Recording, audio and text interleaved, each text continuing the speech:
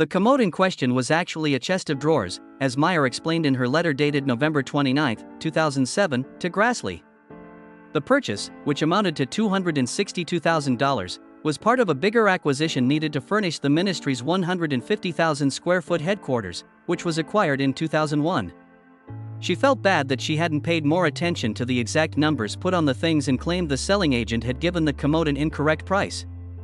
Has Joyce Meyer's administration been the target of any criticisms? More scandals involving Joyce Meyer's ministries will be revealed as you continue to watch. Authorities discovered the bodies of Christopher Coleman's wife Sherry, their 2 sons, and themselves at their house on May 5, 2009. All 3 appeared to have died of strangulation.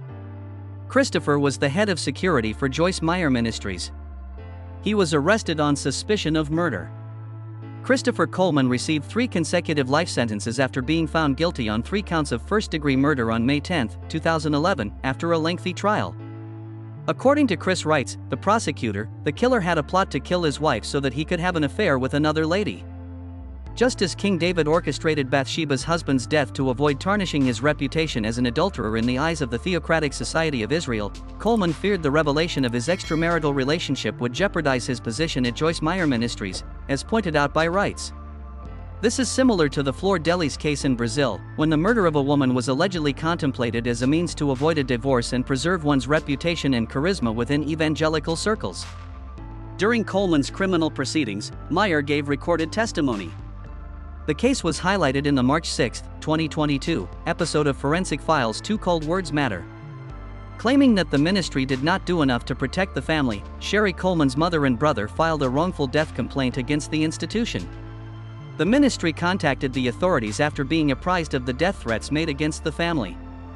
Joyce Meyer Ministries' legal team fought back against the wrongful death claim by stating that their client could not have known Coleman had murderous intentions toward his family, particularly when not even the police had any knowledge of his plot. Circuit Judge Richard Aguirre dismissed the case in 2013. This was just the beginning of her many encounters with scrutiny. Despite the fact that some Christians view tattoos as wicked, Joyce Meyer disclosed in 2023 that she got her first 2 tattoos at the age of 79 in honor of God. She feels that her choice is backed by Scripture. In October, the president of Joyce Meyer Ministries in Fenton, Missouri, reported on her YouTube channel that she was encouraged to get a tattoo by reading Isaiah 49 verse 16, which gave her the confidence to be a Christian. In the sermon, she says that some people may think tattoos are great, while others think they're a surefire way to spend eternity in hell. She went on to say that while everyone has the right to their own viewpoint, it is not the right to pass judgment on others whose views vary. While speaking to an all-female audience at one of her programs last autumn, Myers cited Isaiah 49 verse 16. According to her, I was inspired to get a tattoo that reads I belong to Jesus after reading that scripture about tattoos that say I belong to the Lord. The audience cheered and applauded as she spoke. Meyer said that this revelation had come from her at a meeting in Australia some 5 years ago, when she was oblivious that a disturbed tattoo artist had taken note. Meyer related a tale of the tattoo artist's perseverance through adversity. He had a complex mental condition due to his battle with bipolar disease. Then, a gang of hell-bent Christians managed to persuade him that his job as a tattoo artist sealed his fate. Hearing Meyer say she wanted a tattoo that said I belong to the Lord or I belong to Jesus, he decided to get back to tattooing. In the same instant, Meyer's tattoo artist likewise decided to create the design he had in mind. A mutual buddy in Dallas, Texas, told Meyer last fall that the tattoo artist had always wanted to ink her. This revelation came as a surprise to Meyer. Meyer didn't think it was a coincidence that she and her husband Dave had tattoos from the artist. She felt a strong connection. Beautifully displayed on Meyer's back are the words I belong to Jesus and a small cross. On top of that, she decided to walk in love by getting the symbol of love tattooed on her foot. Now 82 years old, Dave was inked up. They were the oldest customers the artist had ever tattooed, he said. Meyer also asked her detractors to stop criticizing her decision to get a tattoo as she had already prayed about it and felt comfortable with her conscience. According to Meyer, the heart of the matter lies with her and God. It's personal to her. God will not summon anyone to testify against Joyce when she appears before him on Judgment Day so that he may decide her fate. Some Christians, like Meyer, look to Leviticus 19:28, which says, do not cut your bodies for the dead or put tattoo marks on yourselves, as an excuse for getting a tattoo, while others prefer to quote Isaiah. I am the leader. The Christian apologetic website Got Questions notes, however, that whereas the Old Testament forbade tattoos, perhaps because of their link with pagan rituals, the New Testament says nothing about them. So, what exactly is the tragic news that Joyce Meyer must be receiving, and how bad must it be? Keep watching.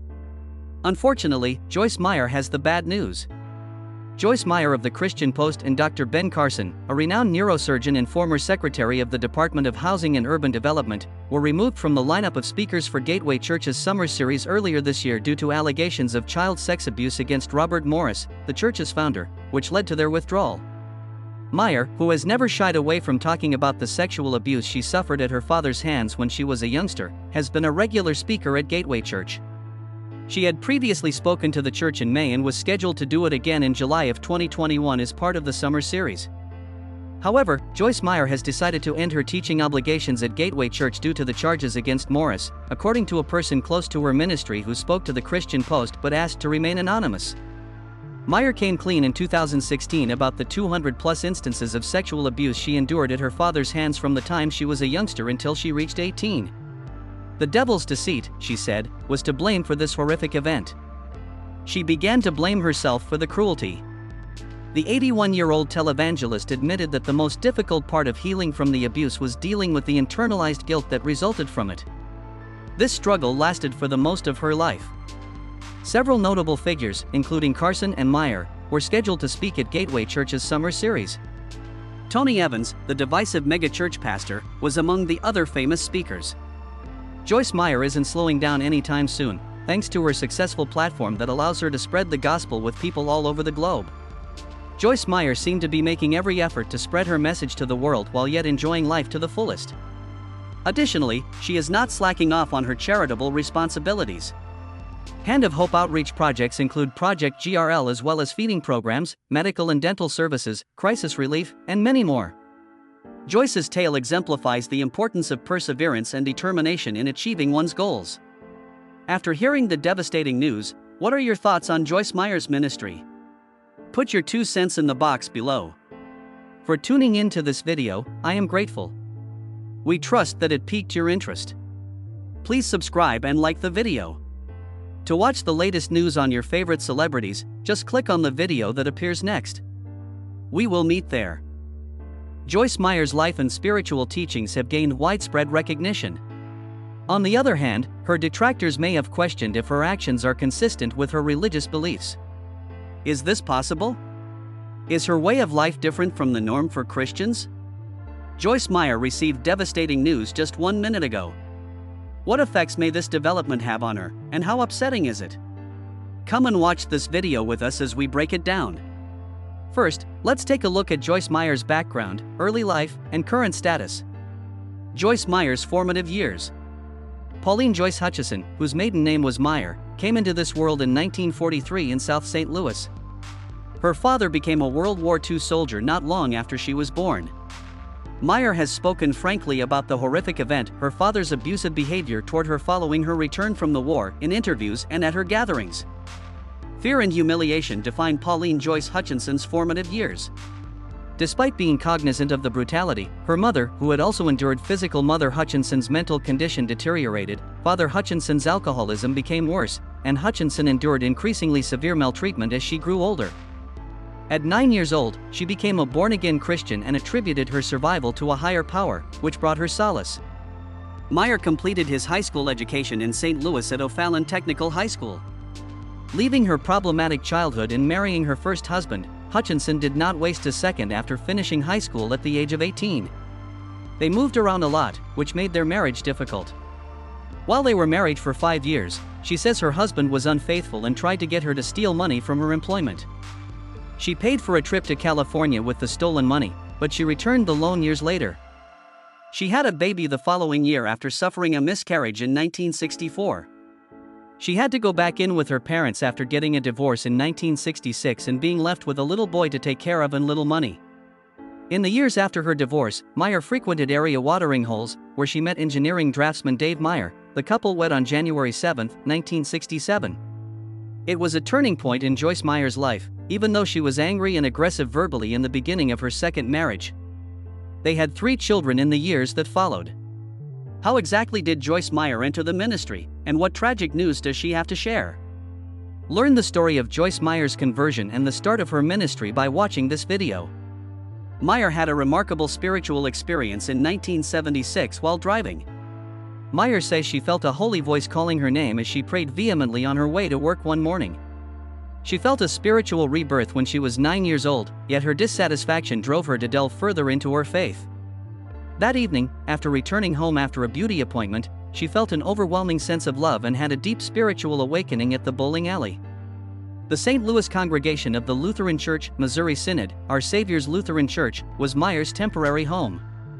Thanks in large part to her stellar reputation as a Bible teacher, the church she served quickly rose to prominence as one of the region's leading charismatic churches, and she quickly rose to the position of associate pastor. At Fenton's Enthusiastic Life Christian Center, she got actively involved and started a Bible study in the mornings at a nearby cafe. On top of that, she started a daily 15-minute radio show on a station in St. Louis. Meyer left her position as associate pastor in 1985 to start her own ministry, which she called Life in the Word at first. She expanded the reach of her radio show from Chicago to Kansas City by adding 6 more stations. Her husband Dave first suggested the idea of a Life in the Word television ministry in 1993. In 1998, under the ownership of Lakewood Church and Humanity Interested Media Incorporated, it became one of the first Christian shows to air on KTBU. Enjoying Everyday Life is the new name of her show, which airs in 40 languages on 900 radio and TV stations and has the ability to reach more than 4 billion people around the world. The firm has 12 satellite offices and is based in Missouri. It employs roughly 1,000 people. The St. Louis Dream Center was co-founded by her and her husband in the year 2000.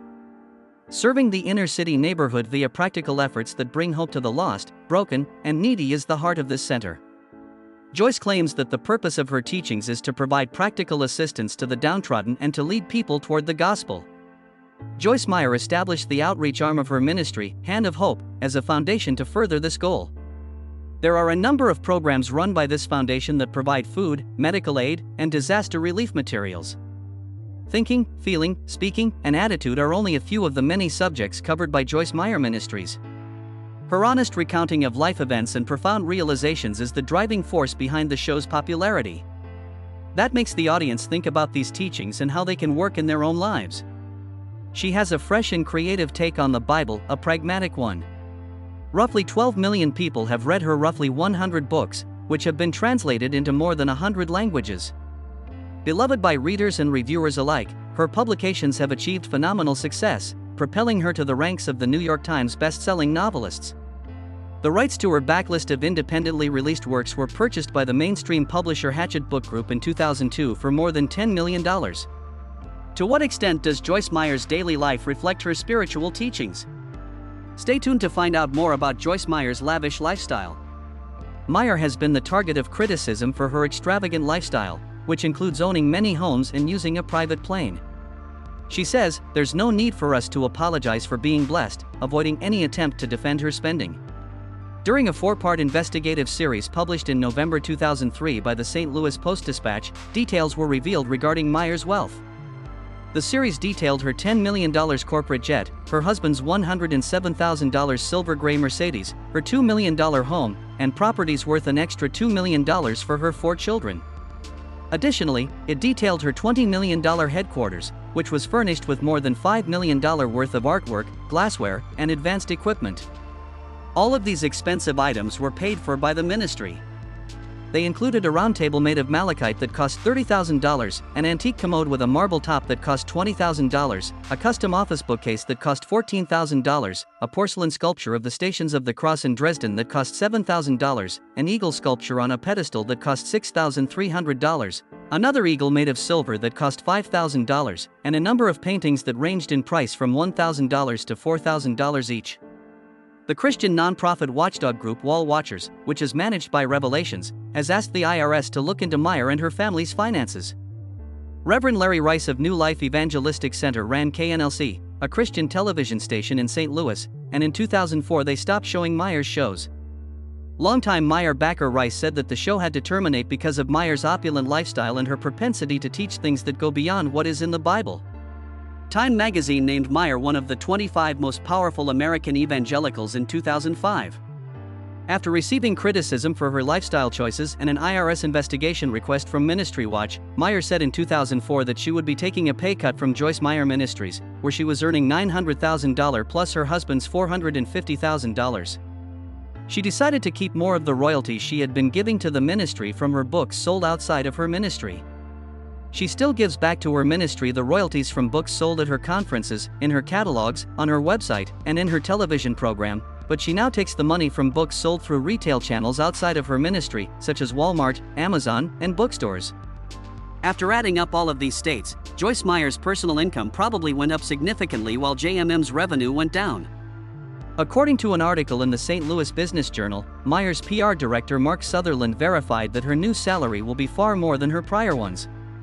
The Joyce Meyer Ministries has vowed to be open and honest about its finances, not having any members of the Meyer family serve as board members, and participating in an optional annual audit. Based on their financial transparency score, which ranged from 71 to 80, Ministry Watch gave the ministry a C on December 18, 2008. The United States Senate investigation of the tax-exempt status of religious groups was headed by Senator Chuck Grassley and included 6 organizations, one of which being Joyce Meyer Ministries. The purpose of this investigation was to find out whether Meyer made a profit off of the donations. Specifically, it sought records of cosmetic surgery, foreign bank accounts, and the $23,000 toilet that was previously reported. By December 6, 2007, Grassley had also requested this data from Meyer's ministry. The commode in question was actually a chest of drawers, as Meyer explained in her letter dated November 29, 2007, to Grassley. The purchase, which amounted to $262,000, was part of a bigger acquisition needed to furnish the ministry's 150,000 square foot headquarters, which was acquired in 2001. She felt bad that she hadn't paid more attention to the exact numbers put on the things and claimed the selling agent had given the commode an incorrect price.